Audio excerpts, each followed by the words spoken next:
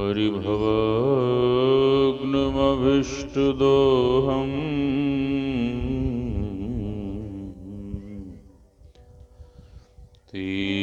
तीर्थास्पदं शिवविरञ्चिनुतं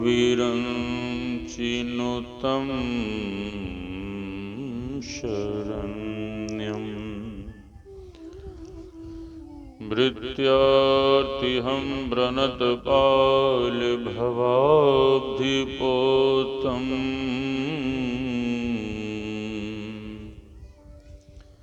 वन्दे महापुरुषते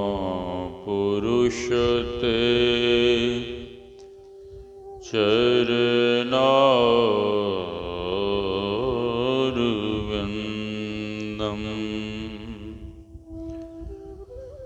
गुरुर्ब्रह्मा गुरुर्विष्णुः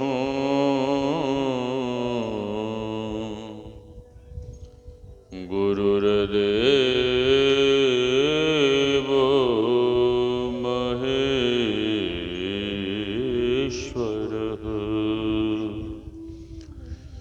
गुरुर्साक्षात् परं ब्रह्म तस्मै श्री गुरवे नमः।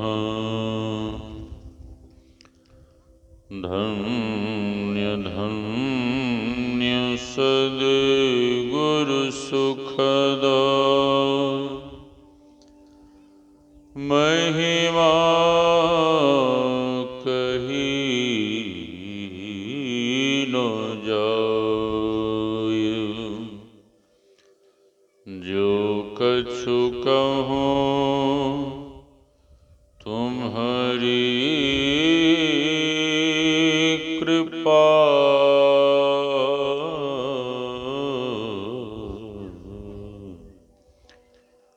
मोते कछु न बसाय। मेरा मुझ में कुछ नहीं, जो कुछ है गुरु तो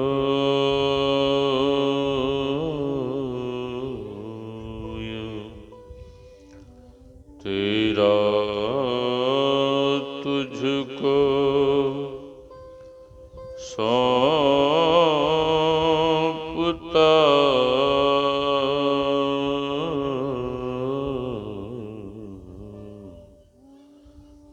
क्या लगेगा मोर तेरा तुझको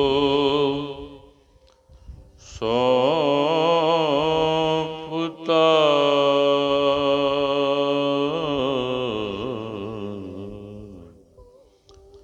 क्या लगेगा मोर। आसन पर आसीन परमाराध्य सद्गुरु महाराज के युगल चरणों में कोटि कोटि नमन। इस पावन मंच पर विराज रहे गुरु महाराज के प्रिय शिष्य आदरणीय स्वामी श्री नंद किशोर बाबा, आदरणीय श्री राधे श्याम बाबा,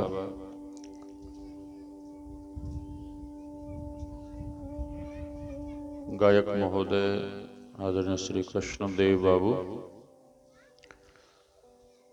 तबला मास्टर श्री शिवनंदन बाबू, इस ज्ञान यज्ञ में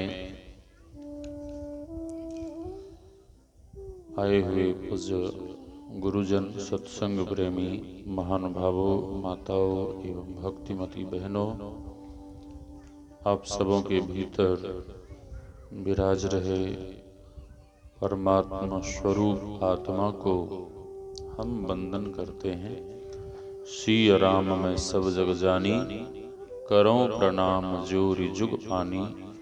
यही भाव लिए हम आप सत्संग ज्ञान रूपी गंगा में अवगाहन कर अपने तन मन एवं अंतःकरण को शुद्ध तथा पवित्र बनावें।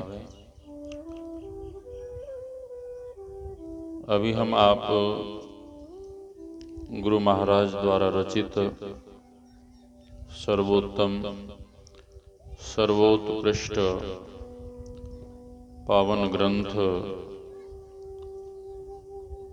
सत्संग योग से योग के संबंध में पाठ श्रवण कर रहे थे। योग के संबंध में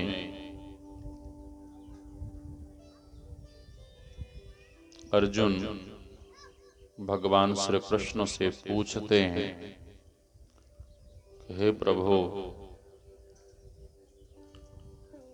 यह योग की शिक्षा कहाँ से प्रारंभ हुई? योग का ज्ञान कहाँ से आया? तो भगवान श्री कृष्ण कहते हैं, इमं विवस्वते योगम प्रोक्तवानहमव्ययम् विवस्वान मनवे प्राह मनो ऋक्ष्वा कवे ब्रवीत। भगवान श्री कृष्ण कहते हैं, इस योग का ज्ञान मेरे द्वारा सबसे पहले मैंने सूर्य को दिया। सूर्य ने अपने पुत्र मनु को दिया। मनु ने अपने पुत्र इक्ष्वाकु को दिया और एवं प्रकार से यह ज्ञान राजर्षियों को मिला।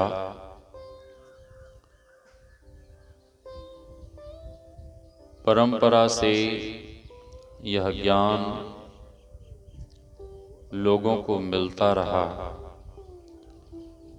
कालांतर में यह ज्ञान लुप्त हो गया। लुप्त हो गया तो फिर हम आपको यह ज्ञान कैसे मिला? इस ज्ञान से हम आप बहुत दूर थे। जिस वेद को हम आप पढ़ते हैं, सुनते हैं, उस वेद के ग्रंथ को हम आप स्पर्श भी नहीं कर सकते थे। इतना भेदभाव था, इतना छुआछूत। लेकिन परमात्मा की दया हुई और परमात्मा की दया से इसी बिहार की धरती पर गुरु महाराज जैसे महापुरुष का आविर्भाव हुआ, अवतार हुआ। और गुरुदेव ने बहुत कष्ट सहकर, बहुत पीड़ा सहकर इस ज्ञान को उन्होंने हासिल किया। इतनी पीड़ा, इतना कष्ट, कई संप्रदायों के महात्माओं के पास गए, उनसे दीक्षा लेते, उनकी सेवा करते। कोई कहता कील गार कर पूजा करो, परमात्मा मिल जाएंगे। कोई कहते पत्थर की पूजा करो, परमात्मा मिल जाएंगे। कोई कुछ। और एक दरियापंथी महात्मा के पास जब गए तो वहां भी इन्होंने उन्हें गुरु मानकर शिक्षा दीक्षा लेकर उनकी सेवा की, जो भी उन्होंने बताया करते रहे। फिर भी वहां भी इन्हें संतुष्टि नहीं हुई, और जब संतुष्टि नहीं हुई तो वहां से गुरु महाराज निकलना चाहते थे, लेकिन वे जाने नहीं देते। एक दिन गुरु महाराज चुपचाप वहां से निकल पड़े पैदल। पास में कुछ भी नहीं, ना तो रुपया पैसा, ना खाने पीने की कोई सामग्री, कुछ भी नहीं। निकल पड़े पैदल पैदल। बहुत कड़ी धूप और नंगे पांव जा रहे हैं। बहुत जोरों की भूख लगी, खाने को कुछ नहीं। बहुत दूर तक कहीं जल भी नहीं मिला। ऊपर से शरीर में ज्वर, बुखार। बहुत आगे बढ़े, एक बहुत बड़ा वृक्ष, और वृक्ष के शीतल छांव में बैठ गए। प्यास लगी, प्यास तो पहले से ही लगी हुई थी। परमात्मा की कृपा से वहीं पर एक सुंदर सरोवर प्रकट हो गया। गुरुदेव धीरे धीरे वहां जाकर उस सरोवर से अपने दोनों हाथ लगाकर जल को ग्रहण करते हैं। शरीर में ज्वर, कई दिनों से स्नान भी नहीं हुआ था, नहाने की इच्छा, लेकिन पास में कपड़े नहीं, वस्त्र नहीं, केवल लंगोट पहने हुए थे गुरुदेव। जब नहाने की इच्छा हुई, उसी वृक्ष की ओट में गुरुदेव अपने शरीर को छिपाते हैं। लंगोट को खोलते हैं जो पहने हुए थे।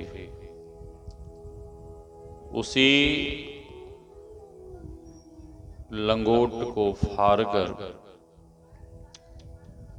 4 टुकड़े करते हैं। 2 पहन लेते हैं और 2 वहीं पैर के ऊपर टांग देते हैं कि स्नान कर आऊंगा तो फिर इसे पहनूंगा। स्नान करते हैं, फिर हारे हुए और पैर के ऊपर रखे हुए उसी 2 लंगोट को पहनते हैं। फिर वहां से आगे इस तरह से फिर भागलपुर में जो उनके दीक्षा गुरु हुए, उनसे मुलाकात हुई। फिर उन्होंने बाबा साहब से मिलवाया, और बाबा साहब का जब दर्शन हुआ तब गुरु महाराज को संतुष्टि हुई कि अब हमें पूरे और सच्चे सद्गुरु मिल गए। जब गुरुदेव सेवा के लिए जाते तो बाबा साहब पूछते कि लाला कितने दिनों के लिए आए? कोई आपके यहाँ अतिथि आवे और आप उससे पूछिए कि आप कितने दिनों के लिए आए हैं, तो क्या वो अतिथि टिकेगा, रहेगा? तो गुरु महाराज कहते कि मैं 15 दिनों के लिए आया हूं। तो 15 दिनों के पहले ही बाबा साहब बहुत डांटते, बहुत फटकारते। तो गुरुदेव झोला झंडा उठाकर चल देते। तो बाबा साहब उन्हें पकड़ लेते, गुरुदेव को पकड़ लेते, थैला छीन कर फेंक देते और बाबा साहब गुरुदेव को जमीन पे डाल के छाती पे चढ़ जाते और बाबा साहब कहते कि जाओ तो कैसे जाते हो, जाओ तो कैसे जाते हो, देखता हूं तुम कैसे जाते हो। तो गुरु महाराज कहते हैं कि ठीक है, अब मैं नहीं जाऊंगा। हाँ, अगली बार जब गुरु महाराज जाते तो बाबा साहब कहते कि लाला ऐसे ही आए हो कि खाने पीने का प्रबंध कर आए। आपके यहाँ अतिथि आवे और उसे बोलिए कि आप खाने पीने का सामान लेकर आए हैं क्या? क्या वो अतिथि टिकेगा? एक कंजूस के घर अतिथि पहुंचा। उस कंजूस की पत्नी खूब सेवा की, अतिथि को अच्छा लगा। अब पति कहने लगा कि और खूब खिलाओ, खूब सेवा करो। तो पत्नी कहती कि अतिथि हैं, उनको भूखा कैसे रखूंगी? अब दोनों पति पत्नी ने विचार किया। पत्नी को पति डांटने लगा, बहुत डांटने लगा। तो पत्नी कहती है कि तुम हमें बिना मतलब के डांटते रहते हो, फटकारते रहते हो, आज मैं भोजन ही नहीं बनाऊंगी। तो पति गुस्से में आके कहता है कि नहीं बनाओगी तो क्या हो जाएगा? एक दिन नहीं खाऊंगा तो क्या मैं मर जाऊंगा? आज बनाना ही मत। अब पति पत्नी को झगड़ते हुए देख अतिथि मन में सोचने लगे कि आज भोजन नहीं बनेगा। आज जब इनको ही भोजन नहीं मिलेगा तो हमें कहां से मिलेगा? तो अतिथि वहां से द्वार पे से धीरे धीरे खिसक लिए, चले गए। अब पति देखता है कि अतिथि चले गए, तो पति पत्नी से कहता है, अरे तुम क्यों रो रही हो? हमने सचमुच में थोड़े न डांटा था। कमाल की बात तो देखिए, पत्नी भी रोती हुई कहती है कि हम भी क्या सचमुच में थोड़े न रो रहे थे। अब मजे की बात तो थोड़ी ही देर के बाद उधर से अतिथि भी आ गया और अतिथि कहता है कि हम भी सचमुच में थोड़े न गए थे, हम भी तो झूठे गए थे। गुरु महाराज को बहुत डांटते। भक्त लोगों ने बाबा साहब से कहा कि आप लाला को इतना डांटते हैं, वो कहाँ दूर देश परदेश से आया है, कहाँ बिहार का रहने वाला, और उतने दूर से यात्रा कर आपकी सेवा के लिए आता है, और आप इतना डांटते हैं, फटकारते हैं, वो कैसे रहेगा? कैसे रहेगा? नहीं रह पाएगा। तो बाबा साहब कहते कि तुम लोग नहीं जानते हो, तुम लोग नहीं जानते हो, मैं लाला को गढ़ना चाहता हूं। गढ़ना मतलब उसे बढ़िया बनाना चाहता हूं, अच्छा बनाना चाहता हूं। हाँ, शिष्य को सुसंस्कारों से संस्कारित संत सद्गुरु ही कर सकते हैं। और संतान को, बेटे को या बेटियों को सुसंस्कारों से संस्कारित कौन कर सकते हैं? बच्चे लोगों को सुसंस्कारों से संस्कारित कौन कर सकते हैं? माँ। माँ और पिता कर सकते हैं। बाबा साहब कहते कि मैं इसे गढ़ना चाहता हूं। बाबा साहब बहुत डांटते, बहुत फटकारते, और संत महापुरुष कहते हैं, गुरु कुम्हार शिष्य कुंभ है, गड़ी गड़ी कारे खोट, अंदर हाथ सहार दे, बाहर बाहें चोट, बाहर मारे चोट। बाबा साहब एक दिन गुरुदेव से कहते हैं कि लाला, जब पूरी दुनिया में चावल के एक दाने 1 रुपए में मिलेगा, ठीक बजरा छोड़ दीजिए, सही बजरा छोड़ दीजिए, श्री सद्गुरु महाराज की। चावल के एक दाने जब 1 रुपए में मिलेगा, बाबा साहब कहते हैं कि वैसे समय में भी तुम्हें कभी भी खाने पीने की कोई कमी नहीं होगी। और गुरु महाराज ने अपने शिष्यों से, भक्तों से कहने की कृपा की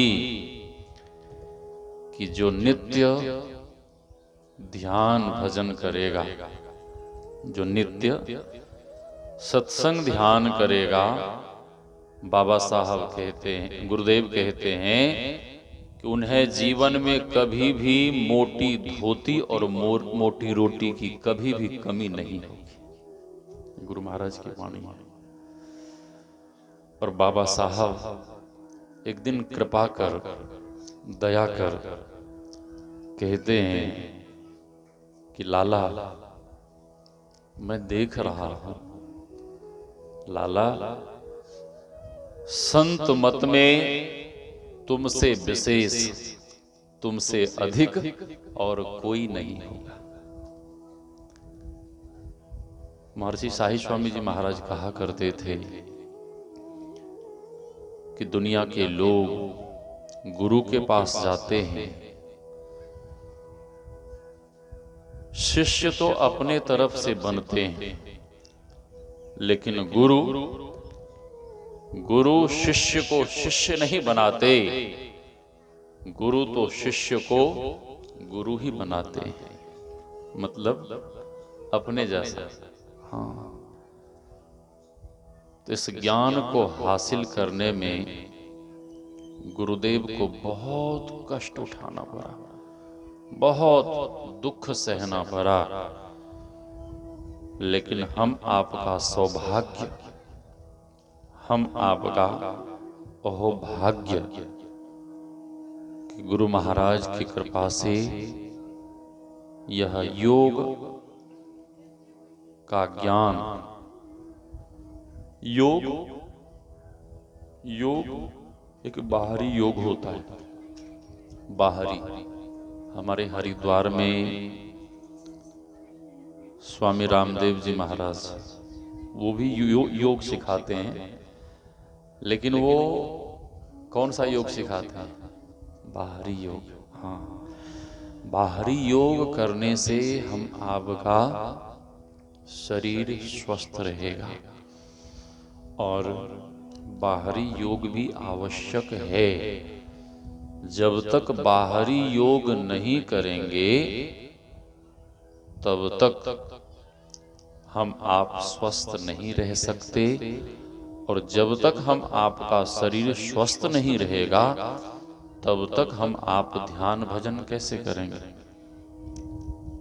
बैठेंगे ध्यान के लिए और घुटने में दर्द हो रहा है, कमर में दर्द हो रहा है, शरीर में कष्ट है, परेशानी है, तो योग नहीं होगा, आंतरिक योग नहीं होगा।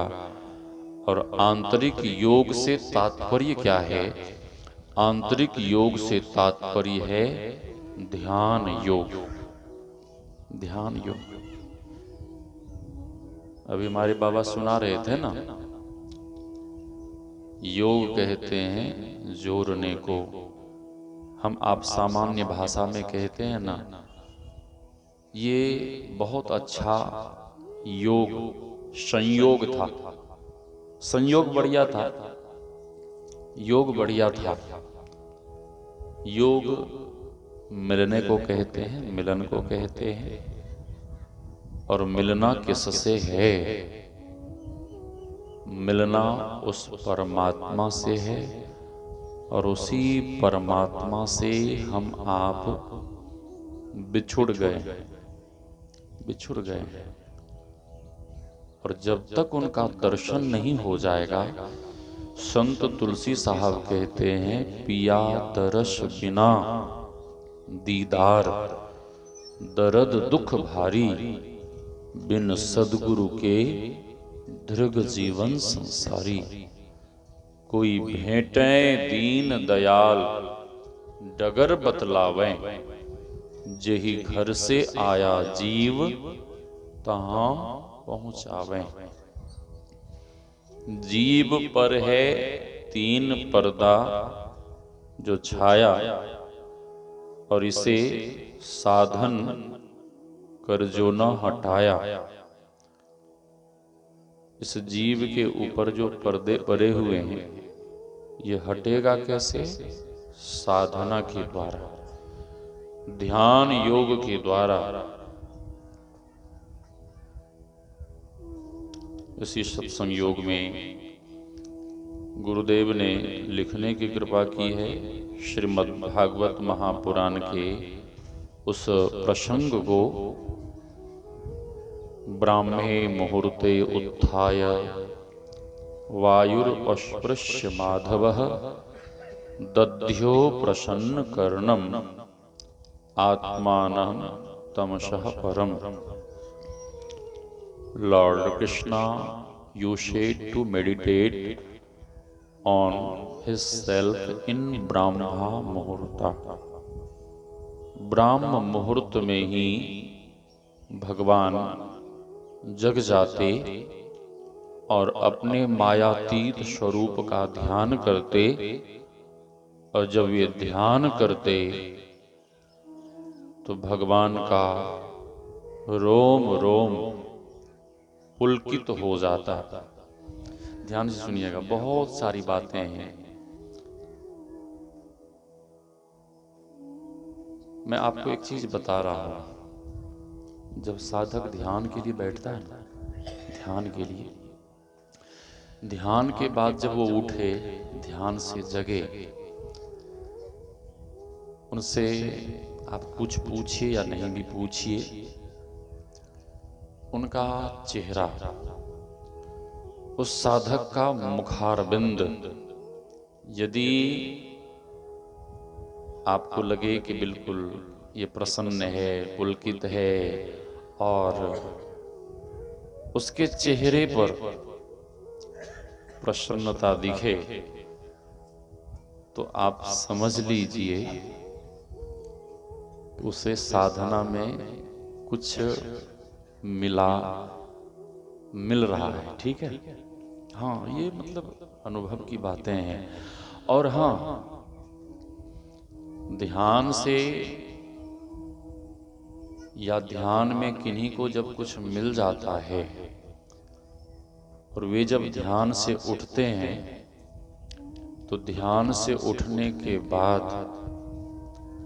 वो किसी से बातें नहीं करना चाहते। उनके भीतर ऐसा भाव होता है, ऐसी इच्छा रहती है कि हम कहीं एकांत में बैठें या एकांत में रहें। हाँ, अपने इष्ट भगवान के विग्रह को देखें, या बैठकर जप करें, या सतशास्त्र का चिंतन करें। जो सच्चे साधक होंगे, अच्छे साधक होंगे, वो आलतू फालतू किसी से बातचीत नहीं करेंगे, बिल्कुल नहीं बातचीत करेंगे। उनके भीतर ऐसा भाव रहता है कि बस हम एकांत में बैठे रहें, परमात्मा का चिंतन करते रहें, नित्य क्रिया से निवृत्त होकर या जो भी काम धाम है उसे जल्दी कर पुनः हम ध्यान में बैठ जाएं, पुनः ध्यान में बैठ जाएं। तो मैं कह रहा था कि जिन्हें कुछ मिलता है वे बिल्कुल प्रसन्न रहते हैं, खुश रहते हैं, और जो ब्राह्म मुहूर्त में नित्य ध्यान करते हैं वे दिन भर प्रसन्न रहते हैं, दिन भर खुश रहते हैं। और जो ब्राह्म मुहूर्त में ध्यान नहीं करते उन्हें दिन भर अच्छा नहीं लगता, या किसी कारणवश ब्राह्म मुहूर्त में जग नहीं पाए, ध्यान नहीं कर पाए, तो उनके भीतर एक ग्लानि होती है, पश्चाताप होता है कि आज हमने ब्राह्म मुहूर्त में ध्यान नहीं किया। दिन भर वो बातें उनके दिमाग में घूमती रहती है। और ध्यान में जिनको कुछ नहीं मिलता है घंटों ऐसे ही समय बिता देते हैं, ना तो जप किया ठीक से और ना ही इष्ट के स्वरूप का दर्शन हुआ, तो उनका मन भीतर से खिन्न हो जाता है। भीतर में खिन्नता, उदासी, मायूसी, और उन्हें ऐसा लगता है कि मैंने आज कुछ नहीं किया। और ऐसा होने पर यदि कोई कुछ पूछता है, कोई प्रश्न करता है, कुछ बोलता है, तो बहुत जोर से गुस्सा करता है। सही बात है बाबा, सही बात है। हाँ, श्री सद्गुरु महाराज की।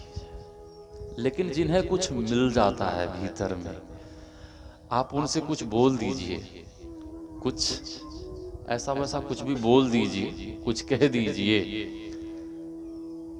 वो आपको कोई जवाब नहीं देंगे। हाँ, कोई जवाब नहीं देंगे, बस प्रसन्न होकर आपको देख लेंगे, बस हो गया, हो गया। आपकी तरफ से वो मन को हटा लिए, फिर परमात्मा के चिंतन में लग गए। अर्जुन भगवान से पूछते हैं कि हे प्रभु, आपका ध्यान कैसे करें, आपका ध्यान कैसे करें? तो भगवान कह सकते थे कि मेरे मूर्ति का ध्यान करो, मुझे देखो, मेरा ध्यान करो। नहीं, भगवान श्री कृष्ण कहते हैं कि हे पार्थ, ध्यान तो बहुत ऊंची बात है, साधक को सबसे पहले बैठने के लिए सीखना चाहिए। कैसे बैठना है, कहाँ बैठना है? भगवान श्री कृष्ण कहते हैं शुचो देशे प्रतिष्ठाप्य स्थिर मासन मात्मनः नात्युच्छ्रुतम नाति नीचम चैलाजिन कुशोत्तरम। साधक को पवित्र स्थान में, पवित्र आसन पर बैठना चाहिए। भगवान श्री कृष्ण कहते हैं कुशोत्तरम। पुराने जमाने में कुश बहुत हुआ करता था, अब देखने के लिए संभवतः नहीं मिलता है, लेकिन पंडित लोग अभी भी रखते हैं पूजा पाठ के लिए, तर्पण के लिए कुश वो लेकर आते हैं, वो कहीं ना कहीं से व्यवस्था कर रखते हैं। तो भगवान कहते हैं कुशोत्तरम, कुशासन पर बैठकर ध्यान करना चाहिए। भगवान शंकर से पूछा गया सबसे पवित्र और उत्तम आसन कौन सा है? तो भगवान शंकर कहते हैं सर्व सिद्धि तु कंबले। कंबल के आसन पर बैठकर ध्यान करने से सर्व प्रकार की सिद्धियां साधक को प्राप्त होती हैं। कंबल, कौन सा कंबल?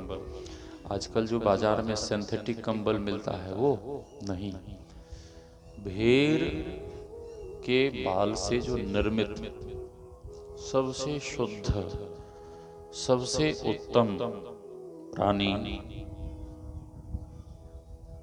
जानवरों में कहिए भेड़ शुद्ध, और उसके बाल से जो निर्मित कंबल होता है वह भी उतना ही पवित्र होता है। भगवान शंकर कहते हैं कि उस कंबल के आसन पर बैठकर ध्यान करने से साधक को सब प्रकार की सिद्धियां प्राप्त होती हैं।